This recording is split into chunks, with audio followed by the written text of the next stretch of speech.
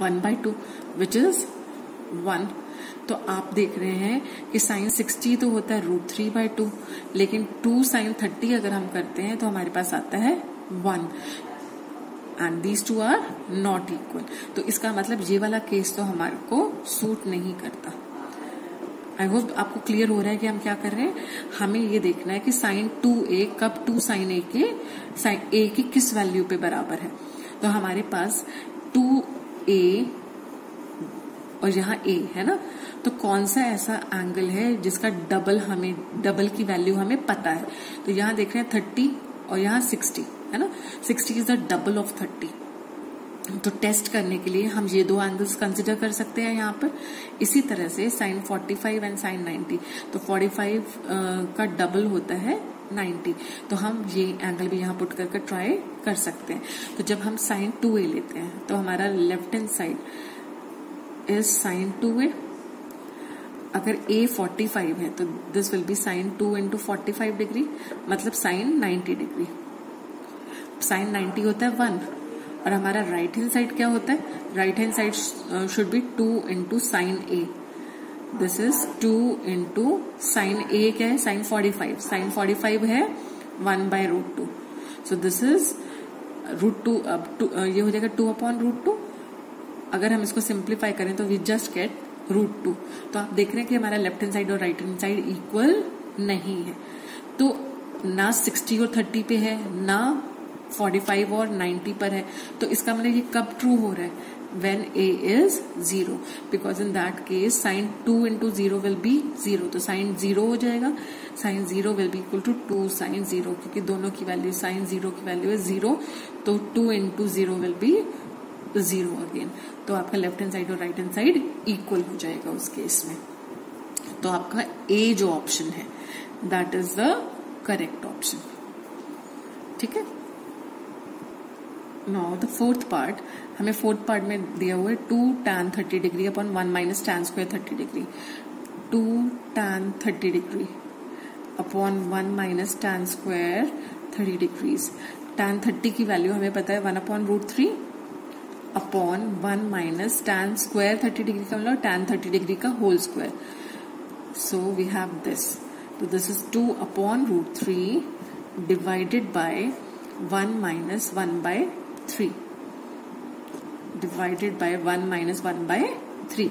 1/√3 का square is 1/3, so this is 2/√3 divided by LCM लेंगे 1 और 3 का, तो it will be 3, तो जो है 3 minus 1, तो 2√3 divided by 2/3, so this is 2√3 into 3/2। 2 से 2 कैंसिल हो गया, और आपके पास यहाँ पे √3 से 3 को आप कैंसिल करके क्या लिख सकते हैं, √3, because 3 can be written as √3 into √3। तो ये √3 से कैंसिल हो गया, सिंपली क्या बचा, √3।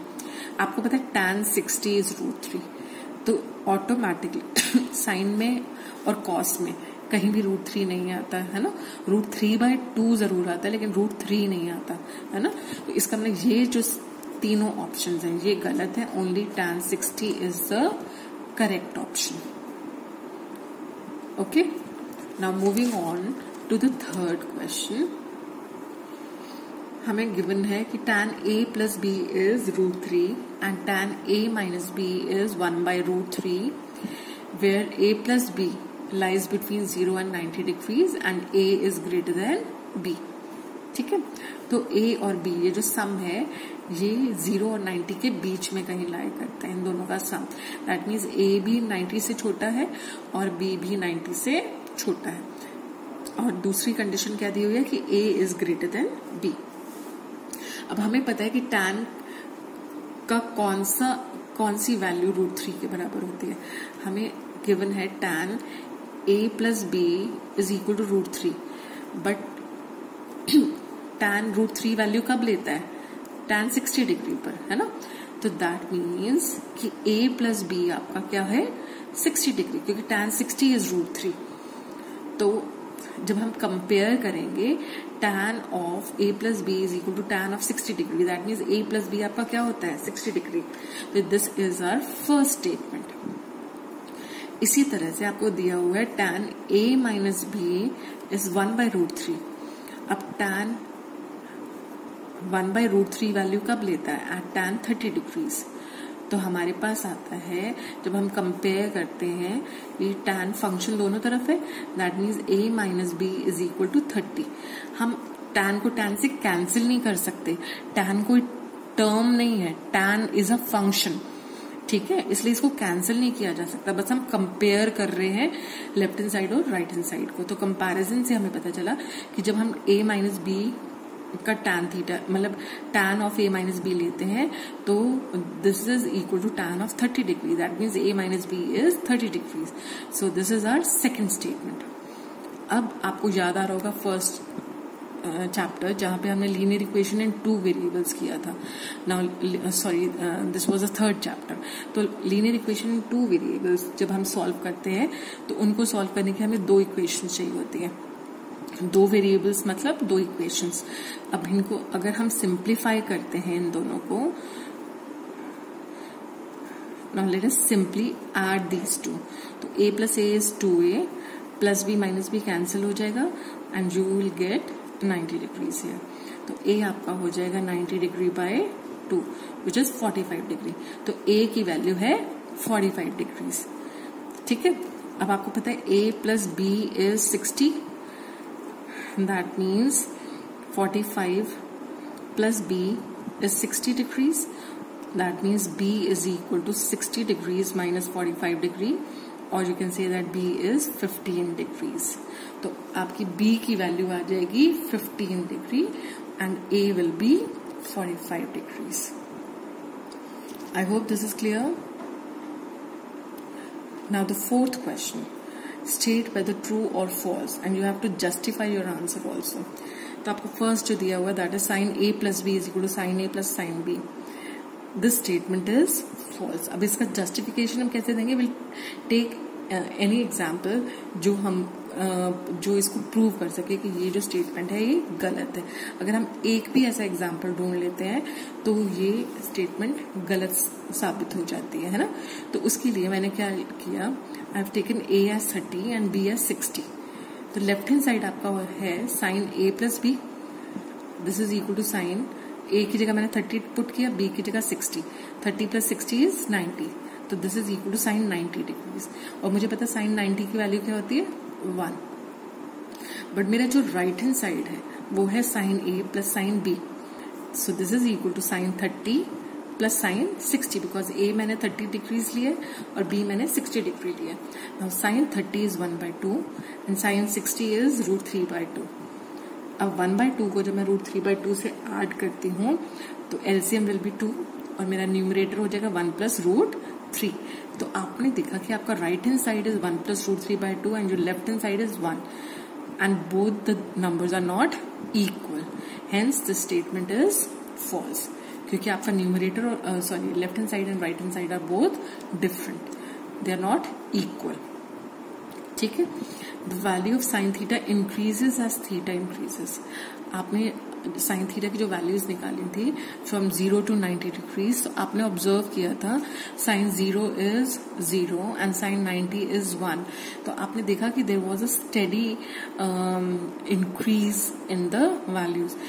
Sign 0 was 0, sine 30 was half, sine 45 was 1/√2, sine 60 was √3/2 and sine 90 was 1। तो क्या हो रहा था, थीटा की वैल्यू जैसे जैसे इंक्रीज हो रही थी वैसे वैसे साइन थीटा भी इंक्रीज हो रहा था। तो this statement is true if theta lies between 0 and 90 degrees, है ना। 0 theta takes values from 0 to 90 degrees. Now the third part says that the value of cos theta increases as theta increases. अगर हम cos theta की values check करें for different values of theta तो आपको पता है cos 0 is 1, cos 30 is √3/2, cos 45 is 1/√2, cos 60 is 1/2 and cos 90 is 0। तो आप क्या देख रहे हैं कि यहाँ पे तो नंबर्स डिक्रीज हो रहे हैं, दे आर नॉट इंक्रीजिंग। इसका मतलब ये जो स्टेटमेंट है this statement is false. Now the fourth part sine theta is equal to cos theta for all values of theta. अगर आपको ट्रिग्नोमेट्रिक टेबल याद हो तो आपको पता होगा कि साइन थीटा और कॉस थीटा की वैल्यू कब इक्वल होती है, जब थीटा की वैल्यू 45 होती है, because sign 45 is 1/√2 and cos 45 is also 1/√2। तो सिर्फ एक ही थीटा की वैल्यू ऐसी है जिसपे साइन थीटा कॉस थीटा के इक्वल होता है, बाकी सब वैल्यूज पे they sine theta and cos theta take different values. ठीक है, तो इसका मतलब दिस स्टेटमेंट इज फॉल्स।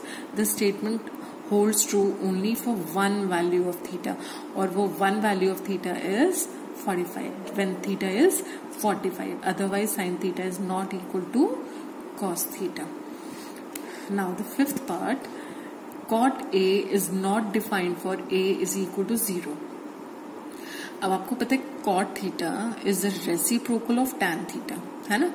तो आपने देखा cot A can be written as 1/tan A, क्योंकि cot is the reciprocal of tan, है ना। अब tan 0 की अगर हम बात करें, आपको tan 0 पता है क्या होता है? tan 0 is 0। तो इन दैट केस आपके पास आ जाएगा cot A is equal to 1/0, because tan 0 is 0, है ना। तो आपके पास cot A आ गया 1/0 and division bye 0 is not defined. ठीक है, division by 0 is not defined, hence the given statement is true because cot A is not defined for A is equal to 0 degrees. I hope this exercise is clear और आपको कोई doubt नहीं है इसमें। Thank you.